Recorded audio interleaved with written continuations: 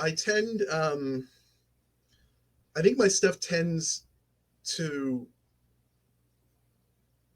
dovetail side by side. Like I think you're talking about like a sense of dread or a sense of horror, or a sense of fear. And I tend to walk the line maybe right across the street of that. Of like, I think that the thing that comes alongside with a lot of those things is like a sense of wonder and a sense of awe. Like even if it's something terribly horrible or terribly frightening. So I tend to be along that line.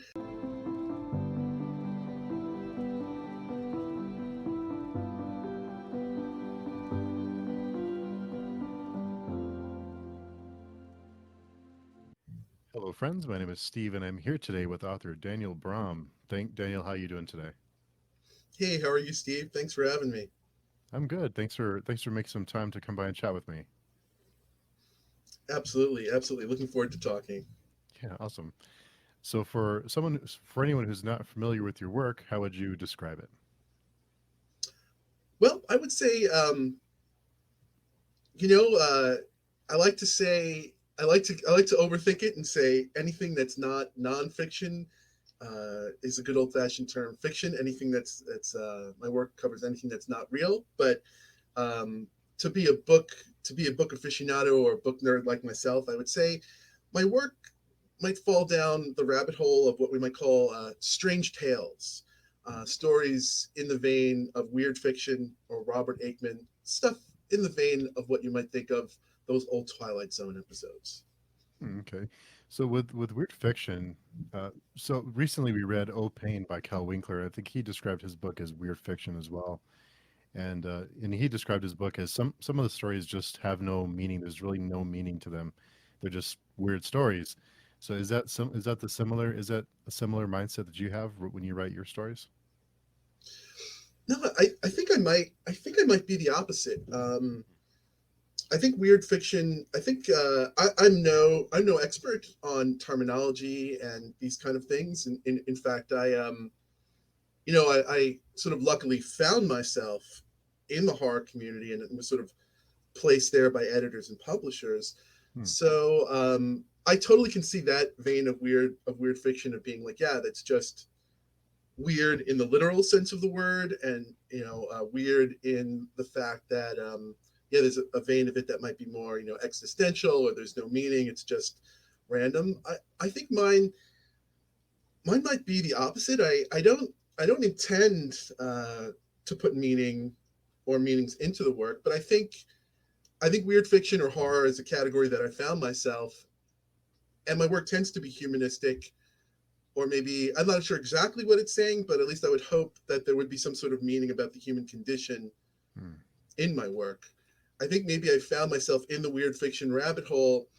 Maybe that's the closest box that might fit the kind of work. I think my weird fiction is more along the terms of it's clearly supernatural fiction, but the supernatural experiences that happen to the characters in there aren't stuff. They're not like a given ghost or a given Frankenstein's monster or a given vampire.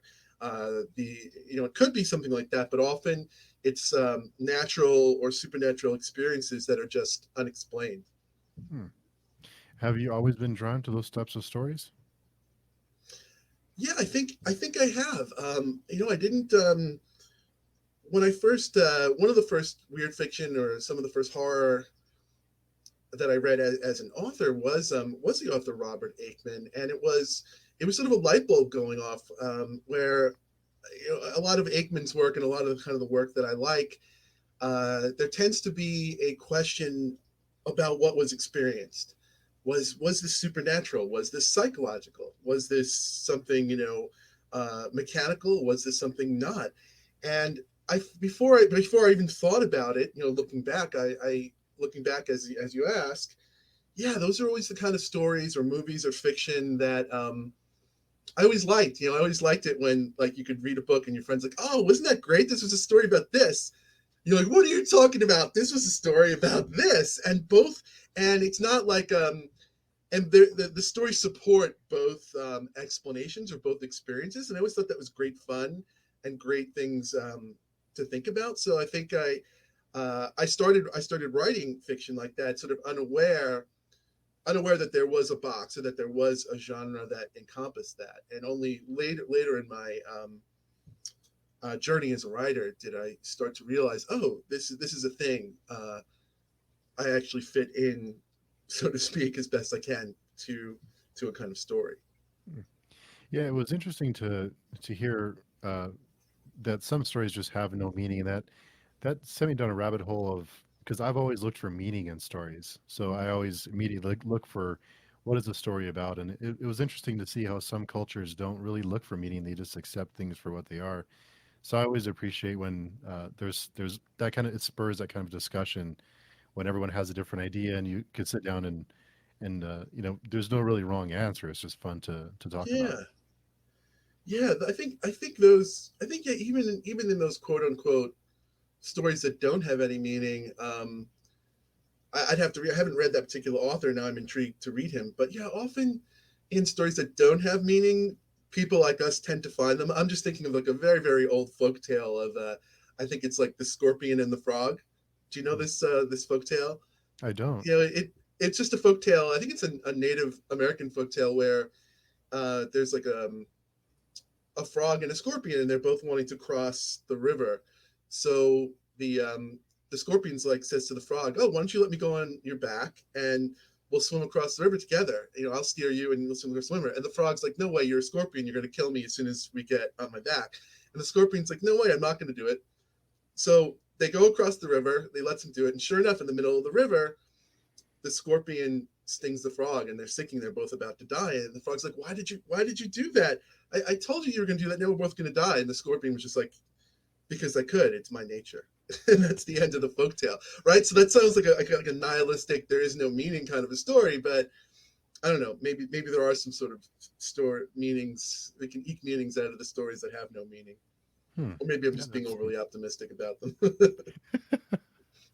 no. I'm the same way. I always look for something. I always look for something in every story, or some. What does it mean? I always want to find out what it means, whether it's right or wrong. It's always fun to just have that either a discussion or just have those kind of thoughts. Yeah, absolutely.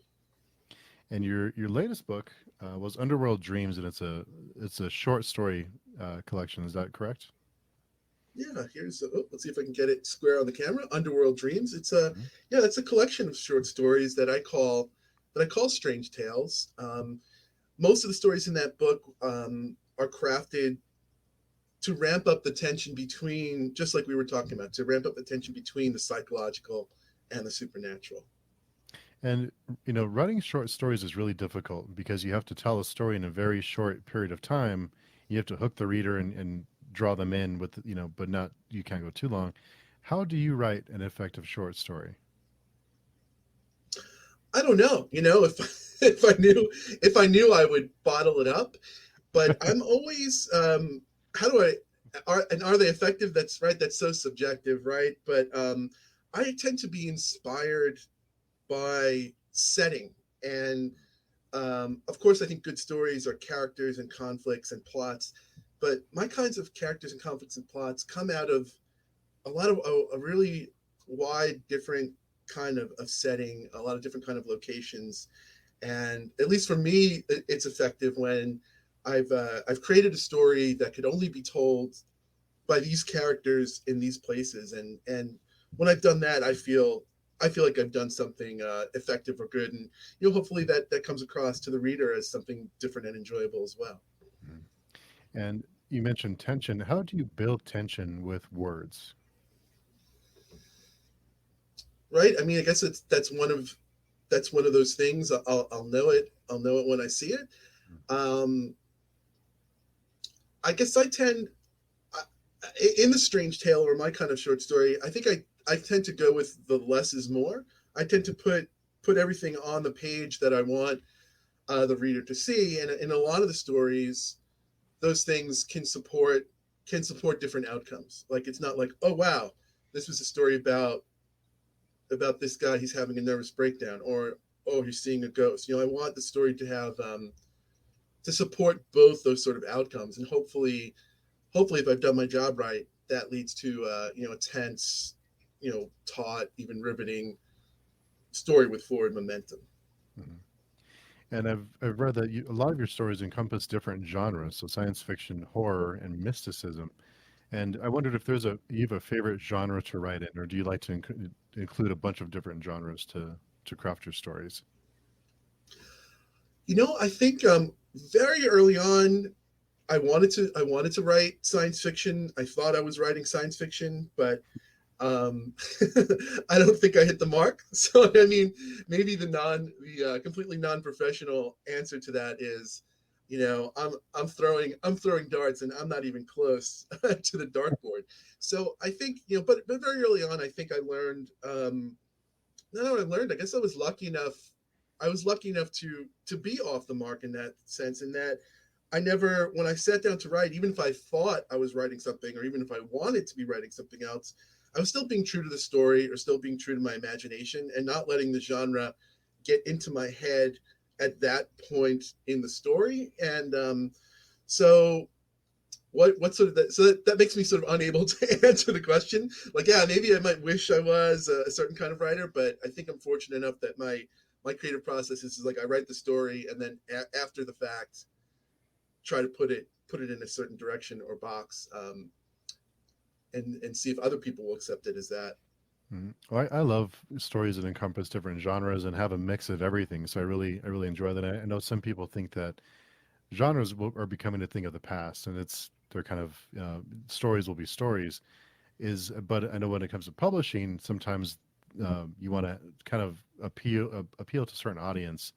So I wondered how that played into your decision making. But it sounds like you just like to tell your stories and let the chips fall where they may. Yeah, yeah. Let them follow they may, to a certain degree, and then when making the book, obviously, just using really gross oversimplifications. Okay, if it's a story, genres have certain, in my opinion, certain genres have certain hallmarks. Mm. So when I was my first collection of short stories was for Cemetery Dance. So when I sat down with my editor to put that together, and we were just looking at my body of work, we were just sort of grossly sorting the stories. Like, okay, this one has a rocket ship in it. This one is in space. Okay, so that's maybe more on the science fiction continuum.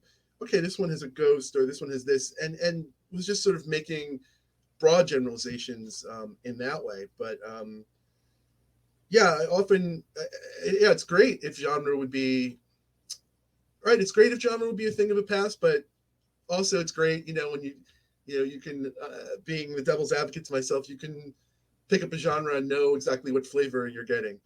And so I did wonder too how because a lot of your reviews, a lot of the really positive reviews say that you develop characters very well, and these characters are multidimensional. How do you develop characters?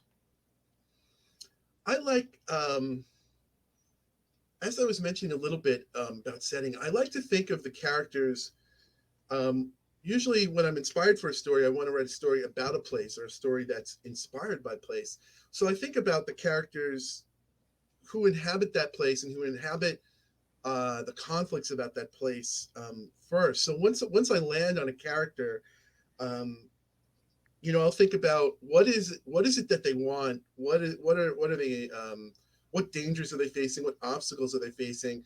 And I try to make those as specific as I can to place, and try to be as honest as I can about them, to my knowledge. And so I think a lot of the stories tend to be about human things, human wants, human issues, and less about overcoming or fighting the supernatural, and more about how did an unexplained experience or a supernatural experience act as a catalyst for this person's life, or something that you and I might recognize or hopefully relate to. Mhm. And I wondered how you how do you make stories scary? How do you know how to craft a story that will scare people? That's a good question. I think my stuff tends to dovetail side by side. Like, I think you're talking about like a sense of dread, or a sense of horror, or a sense of fear.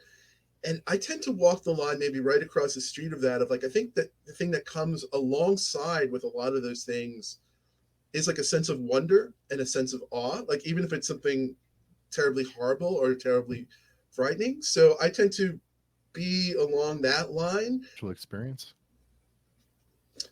Um, I'm not sure. I'm not sure. I mean, I think I've encountered some things that I don't have an easy explanation for. I tend to be more of the Scully than the Mulder. If we're looking at the X Files, I mean, I want to believe, but like I guess I would tend to want to rule out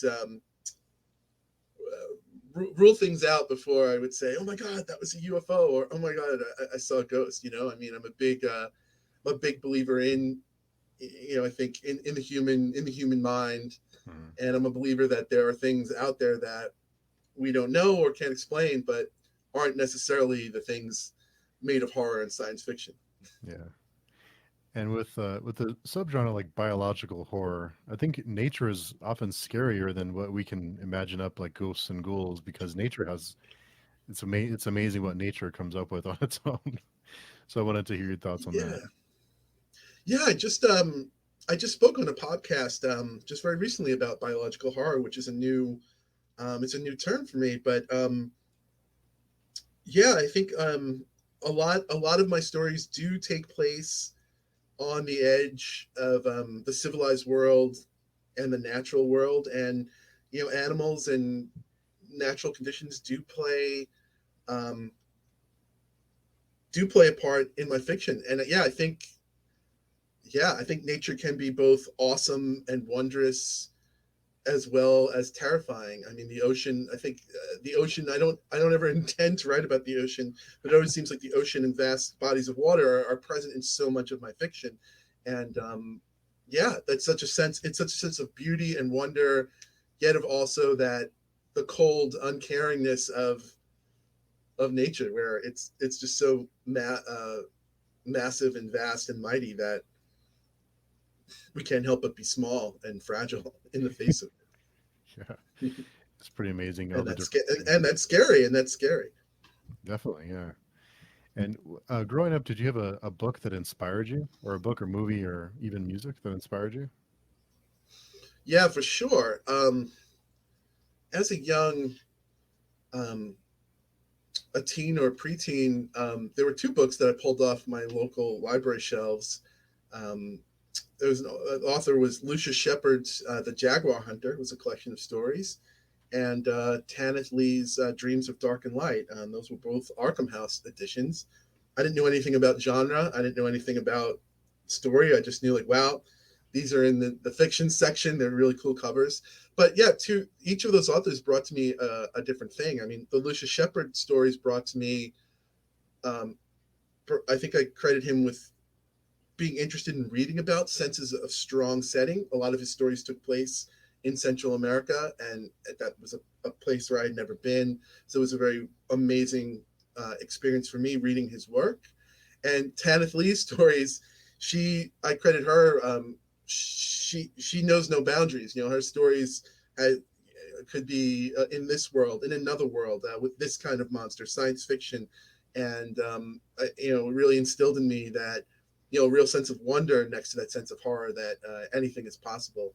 And as I started to write and kept on writing, those are two authors that really um, I always come back as touchstones to. Hmm. And when did you start writing?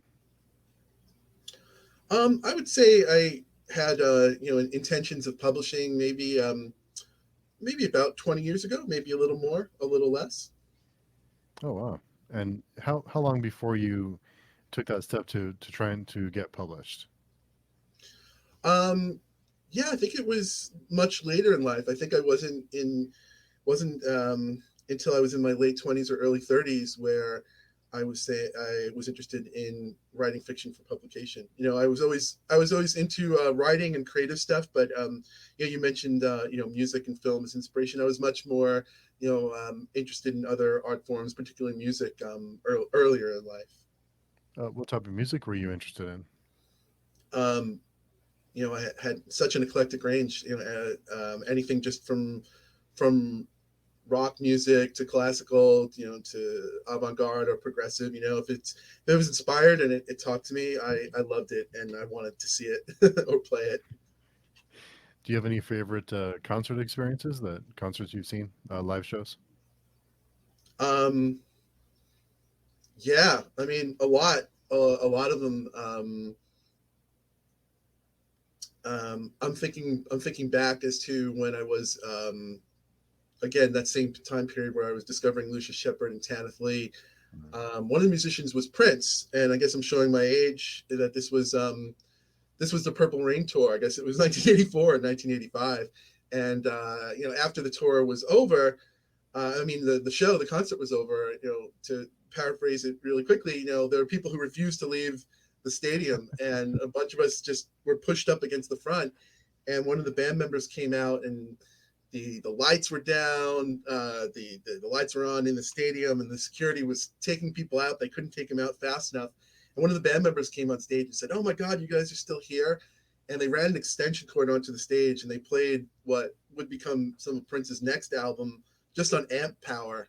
And so it was just a great experience, as being a fan of that kind of music and of that artist. But it was something that was inspiring to me because it was like, wow, like it was the backstage experience. It was amp power. It wasn't perfect, it wasn't polished, but it was something that was very, it was sincere, and it was powerful, and it was a connection.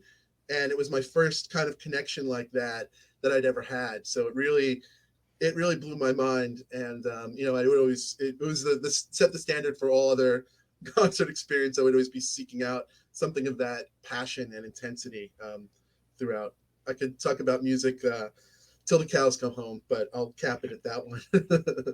No, that's such an iconic tour to have seen, and then you have that great experience after that they came out and played, even Yeah, if it's sound power. That's amazing. That's awesome.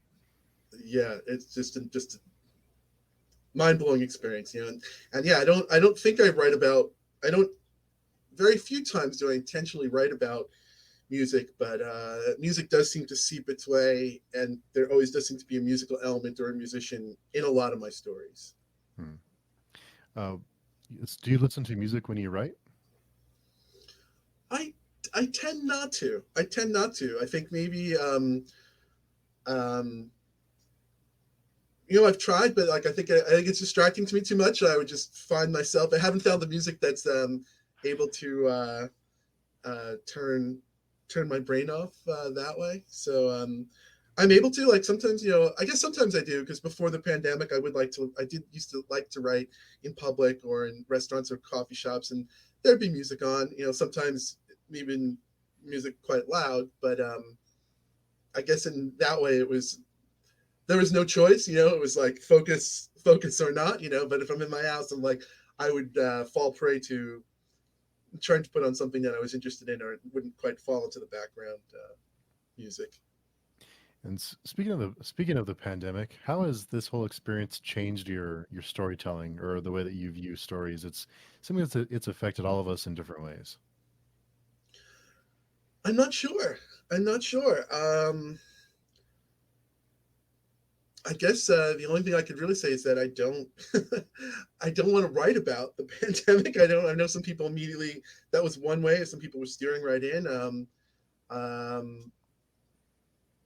I guess I went the other direction. I just wanted to go further into, further into stories, storytelling, and story experiencing to maybe act as that counterbalance. I think it's one of the silver linings I hope for the pandemic is just that it's a renewed, for those of us who are aware of it, that it's just a renewed, not sure of a commitment, but a renewed awareness of just how important storytelling is to us. I mean, how all of us have used entertainment in one way or another. I think to get us through. I Mm. would think, for me for sure.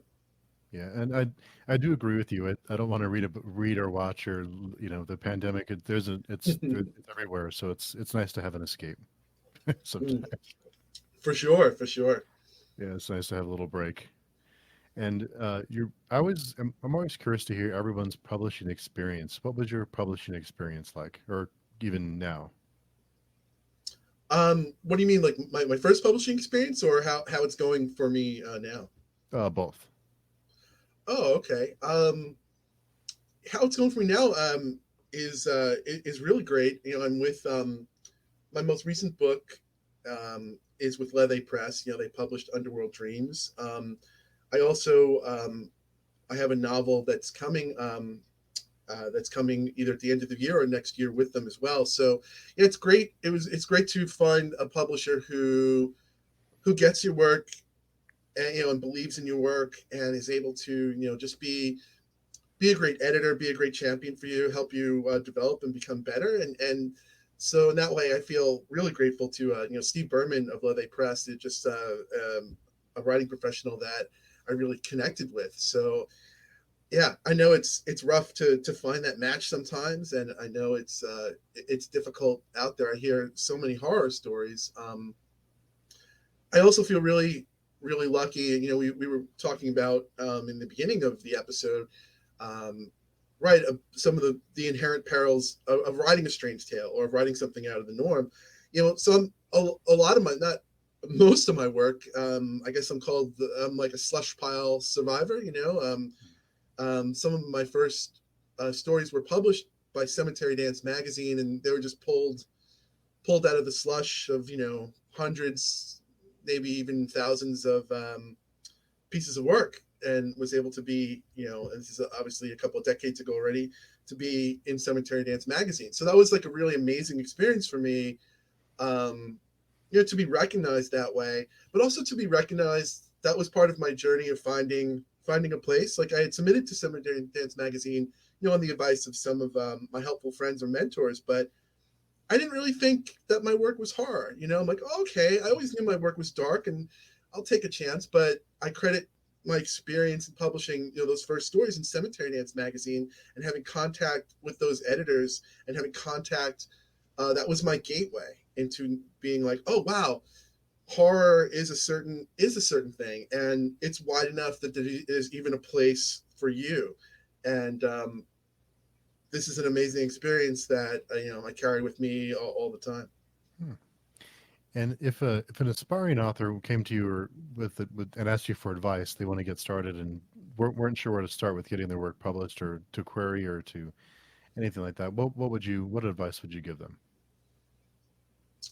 Wow. I guess I would be tempted to tell them to, on the creative side, to be themselves and to be yourself, and to stay confident and focused on the stories that you want to tell, and that these are the ones that only you can tell. I think that might be. I'd worry that is bad advice in terms of like um, the mainstream market in general. I wouldn't know what to say about that. I'm a small press author. I think my kind of stories are not. Yeah, they're not mainstream. They haven't taken hold in the mainstream, but that's also okay, right? I would say so. I guess I'm answering my question is to have an aspiring author, think about where they think they might want to fit, and um, see if they can find a home and go for it that way. Hmm. Yeah, a lot of authors always ask, where to get started or kind of how to get that ball rolling. So, and a lot of my non-horror friends always ask me, "What is the appeal of horror to you?" And sometimes I have to think about that before I give an answer. Mm. So, what is the appeal of horror for you personally? Wow. I think for me, the stories that I will gravitate to, that they're the stories that tend to um, it's the non-scary side of it. Like I'm perfectly okay with the dark and the scary. And in fact, I'd be quite disappointed if my horror, stories or films didn't have that.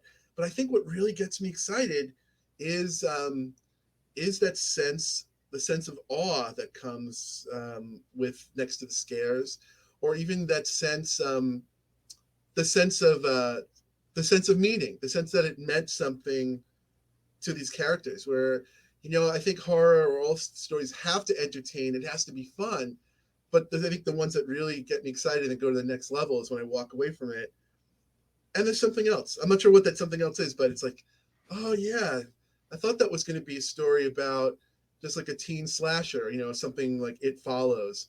But then when you come away from it, you're like, wow, but there was something I didn't quite understand, or there was something you saw it differently. That's what really excites me about horror. And I think if people who are not exposed to it might, because I think at a point in my life I might have thought that, tend to think it's the loudest kind of horror, the kind that we see in the advertisements, where it's all just jump scares and slashers, Mhm. which is perfectly okay. But I think there's so much more to horror than that first step, or that first window that non-horror people tend to think, oh, do you like horror? Oh no, I don't like that. That blood and stuff isn't for me. Yeah, it's there's so many layers to it. There's so much you can do with horror, and you can do so many things with the genre in the genre. Do you have any favorite horror movies? Yeah, for sure. I mean, I just mentioned one of my favorites is It Follows, is one. I'm a big fan of The Neon Demon, Mm. is one as well.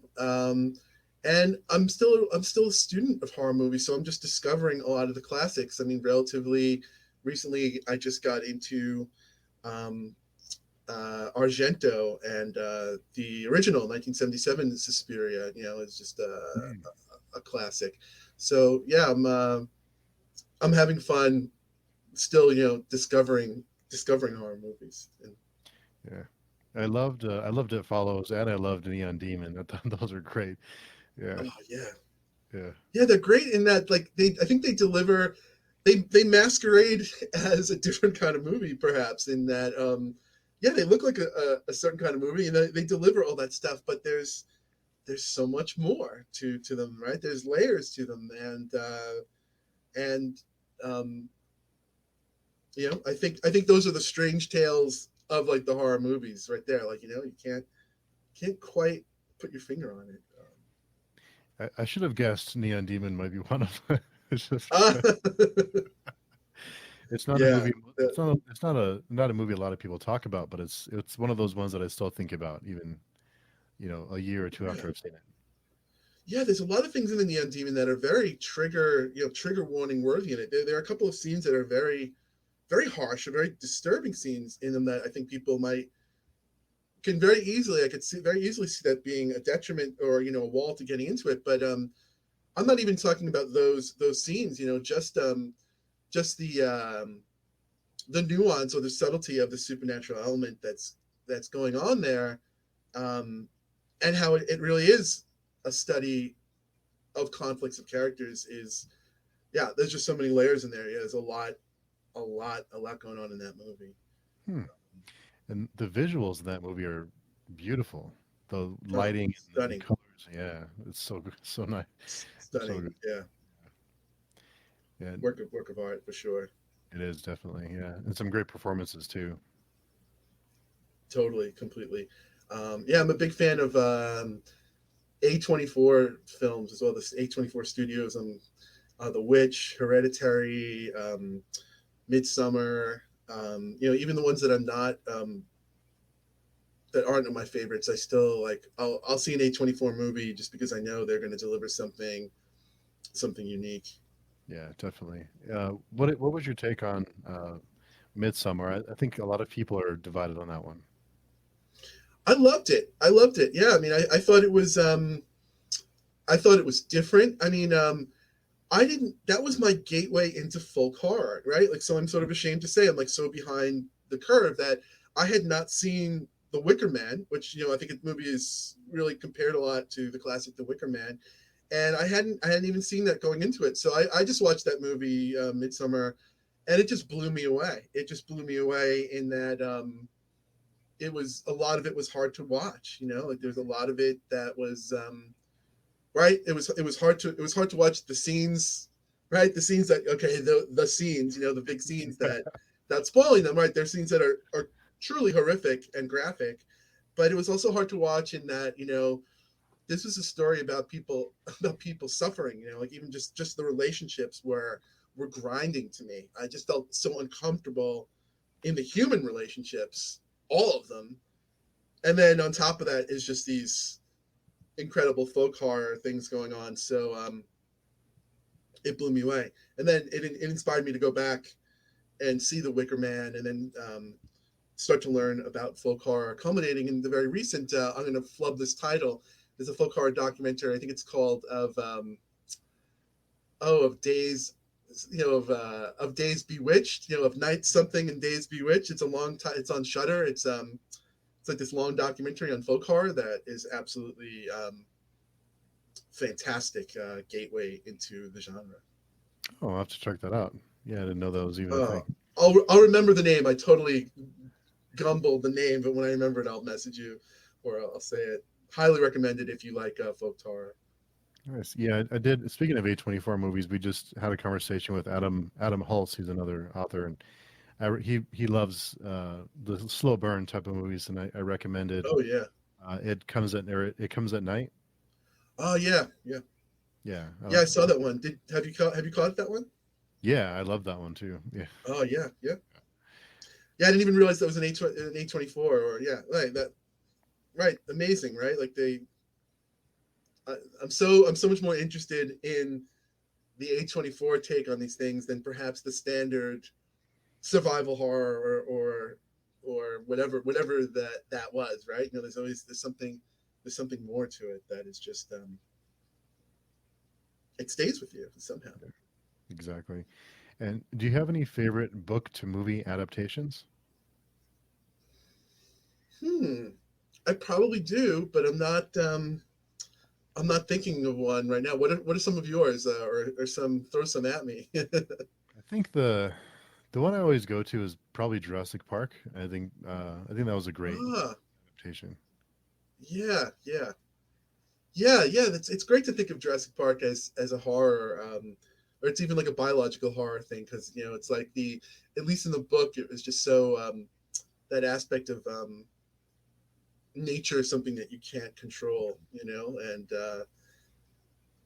I think the adaptation just became more of a classic and more of a thrill ride. Like I like the movie and it's classic. I would have loved to have seen more of a sense of that, like nature out of control. Well, I guess what am I talking about? I mean, nature is out of control, and there are 17 million sequels, so nature is completely out of control.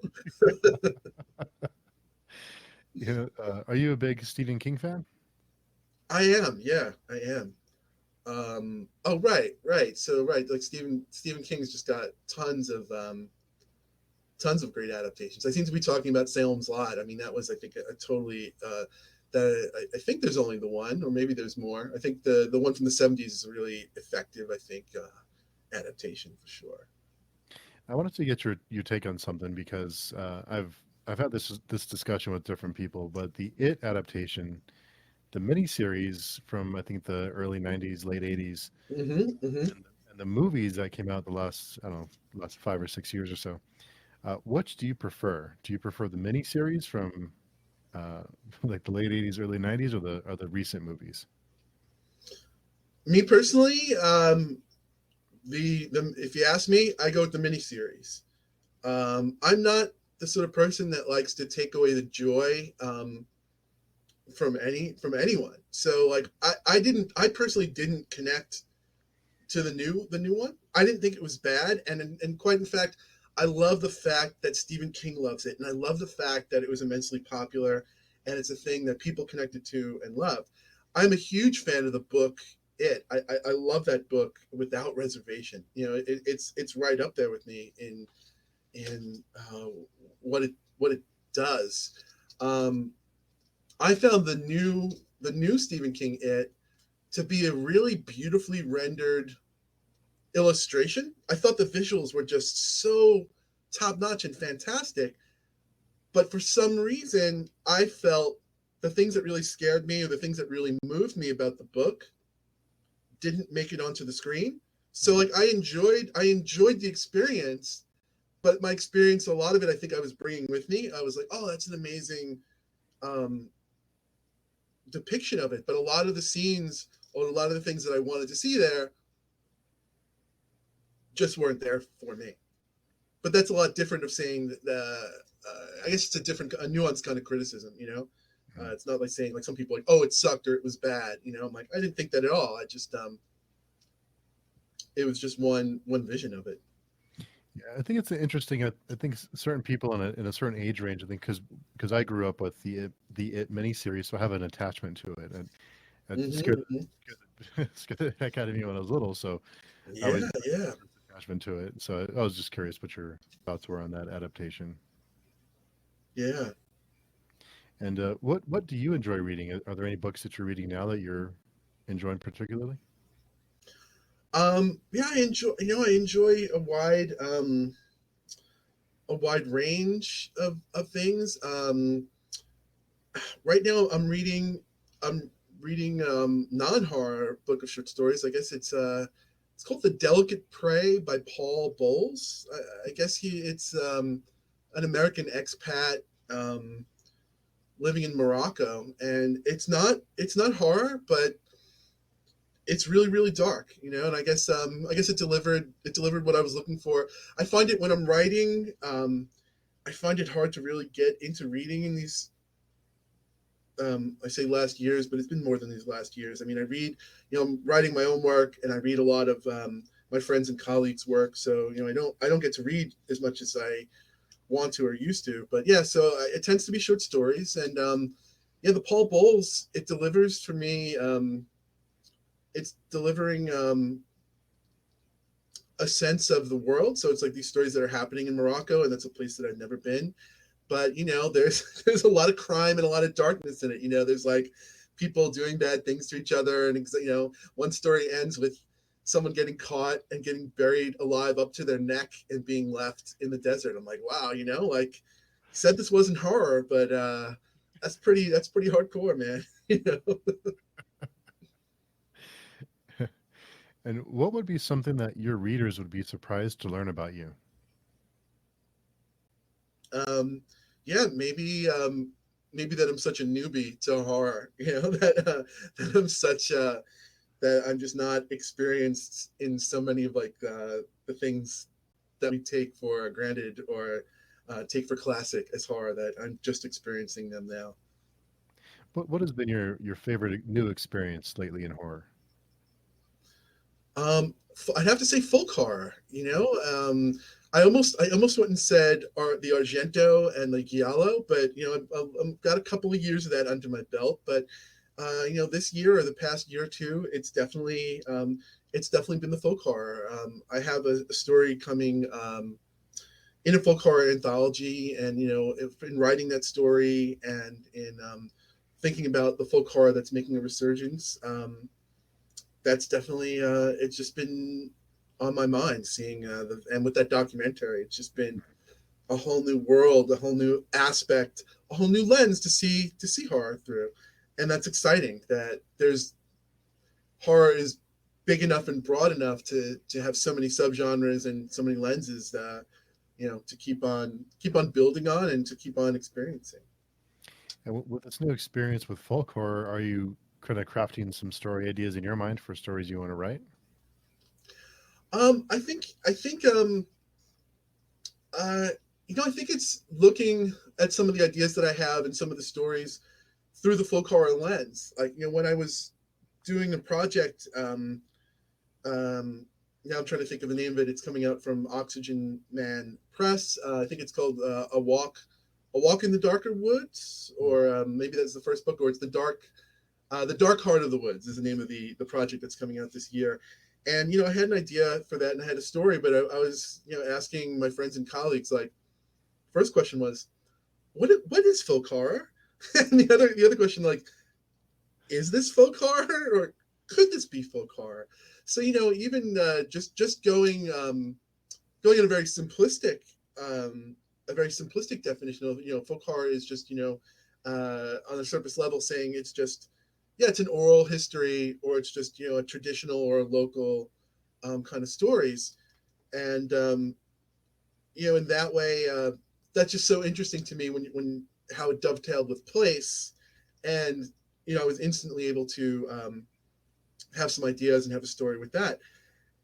Yet I'm also interested in you know, watching that documentary about just it's such a rich lens of how to think about storytelling and horror and about the human condition. So Yeah, right now that's my horror du jour. Really into it at the moment.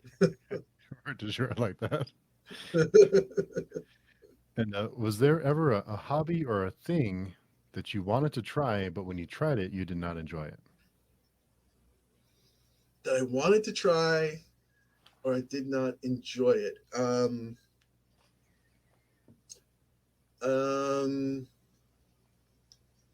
there has to be, but I think maybe I've mentally blocked it out to protect my fragile psychology here. I can't. I can't. I'm all into trying new things, for sure. So there's got to be, but maybe I'll go with. There was a few years back, I wanted to get into mysteries, and I bought a couple of mystery books, and I just, even though there were some of the classics, I just couldn't find my way in. What can I say? Oh, interesting. Yeah. Hmm. And I have just a couple more questions for you, but I'd like to ask Sure, a couple of questions to finish up every interview. But the first one is absolutely. because I always like to find out what if you have a favorite family recipe. Yeah. There's got, I think I do. I think the favorite family recipe was my grandmother, who rest in peace. She made the best Toll House chocolate chip cookies, and the recipe I think is lost to time. I can't find the recipe. I think I found pieces of it, parts of it, but no one could really make it that way. It's just one of those recipes that looms large in my childhood, and always will be searching for that perfect chocolate chip cookie the way uh, my family member, my grandmother, used to make it. There's something special about the way food brings people together. It's really amazing. Yeah, for sure, for sure. I think we are a food based culture. Um, um, yeah, can't say enough about it. Especially grandma's cooking. It's nothing quite like it. So. Nothing. So if the zombie apocalypse happened today, what would be your weapon of choice? Oh my God, my weapon. Can I? This is like in It could be any weapon at all. It doesn't any even have to weapon, real or unreal. be real or unreal. Yeah. Oh man, I think I'd have to take some of the. I think I'd need a mobile infantry suit from Heinlein's Starship Troopers, not the movie. I think from the book, just one of those planetary um, mobile infantry suits with nukes and everything on it right there. We'll jump over to the moon and we'll just have to nuke the planet from orbit. I think that's just what we're gonna have to do. It's the only way to be sure. Right. What was Exactly. your first job? Wow. Um, I guess I had a lot of jobs. I had a paper route. One of the early ones was being a newspaper boy for sure. Hmm. Not sure if that was the first, but I definitely got up early or stayed up late and delivered newspapers to make that to make the money. Probably to buy a Stephen King book. What was there any takeaways from that job that you've carried with you through your life? um, Being afraid of dogs not on leashes. I think it's a field. I think it's a field. I think that time of life is something that um, I can't think of any great stories on the paper route right now, but that time of life is something I've been mining or thinking about. In some of my more recent stories um, have been some building blocks for fiction for sure. Oh wow, yeah, it's always interesting the takeaways we have from that period of time and those experiences how they shape us even later in life. We may not Yeah, even realize it. I think you're spot on that for sure. So I always like to ask every guest before I let you go is so if you were in my position, was there a question that you would have asked that I did not ask? Um, wow, I'd like to take advantage of that, but I can't. I can't think so. I was just going to say, like, what are your? I'm thinking about interviewing you. What were some of the favorite horror movies Mm. Or is there a favorite? We'll go with the book. What is a favorite horror book or book from you that inspired you to want to read and to do the show and talk to authors? Oh wow, that's a good question. It's hard. Or how about just what are you reading now, and what's one that's inspiring you now? Oh, I'm actually reading. Well, I have it right here, but I'm actually reading "The Winter Road" by Adrian Selby. Oh, Yeah, okay. it's a dark fantasy book, and it's really it's really original. It's um, there's the herbs are kind of like a almost like a drug. So in this world, there's like an herbal arms race, basically. It's really interesting. Oh, cool. Yeah, Do you read a lot of dark fantasy or secondary worlds? yeah. I tried to read darker fantasy, but mostly horror and dark fantasy. Yeah, it's kind of been my thing. Mm, yeah, I like that too. Have you read any China Mieville by any chance? No, I haven't. I have to look that Oh, up. oh, if you like that, yeah, I'll recommend it to you. A great dark fantasy book. I think it's one of his first. It's called Perdido Street Station. Perdido Street Station, China Mieville is a great. If you like dark fantasy, it's a great one. Another one that's popping into my mind is the Etched City. The Etched City by KJ. Oh, you're looking it up. Um, Yeah. both really wonderful, wonderful secondary worlds, but sort of recognizable. The Edge City is another good one. You might even call that a weird western in that it feels a lot. It feels feels kind of noir like, and it feels like sort of desert and western. But Oh, cool. Yeah, I'll check those out. But as horror goes, there's so many great books out there right now. It's hard to keep up with all of them. There's so much great stuff. impossible. It's impossible. It truly is a golden age of horror right now that we're going to go into our graves or sit on our smog dragon hordes of treasure of books that we can't possibly read them all. At least I can't. I want them all. I want to read them all, but Yeah, if only there was more time in the day. It's just it's tough to yes. yeah. But so I wanted to so if someone wants to connect with you to talk to say hello or just to talk about your books, where's the best place to find you? Yeah, a lot of places. I'm on all the social media, Facebook, Instagram, and Twitter under Daniel Braum. I have a website, Blood and Stardust, on WordPress, and I have an Amazon author page as well. You can just put in Underworld Dreams or my name, and you'll be able to find me there. Well, yeah, I'll have all those links down below, whether it's on the podcast or on YouTube, for one to go down there and find your work. Okay, yeah, yep. And I guess if you're just looking to try one of my stories, a book that I think a lot of people might have, one of the stories from Underworld Dreams is in the best horror of the year 12. That was last year's, or maybe even the year before. It's by Ellen Dallow. I think a lot of people will know this book, but if not, it's also great. It's a great gateway to just find a ton of great authors as well. And that was 2021. Let's see, it's volume 12. It's volume 12, which best horror of the year, volume 12. So I think it came out either in 2021 or 2020. It was a pandemic book, so Mm. Okay, I got it here. Yeah, I'll be sure to add the link to that book also down below, and I'll grab a copy too because I can't resist. So yeah, they're good. They're good. Yeah, those are hard. Ellen Datlow books, hard to resist. Full of good stuff. yeah, I have another one. I forget which volume it is, but I have another one. So yeah, I'm hooked on those already. So I'm a sucker, Sure, so I have to have it now.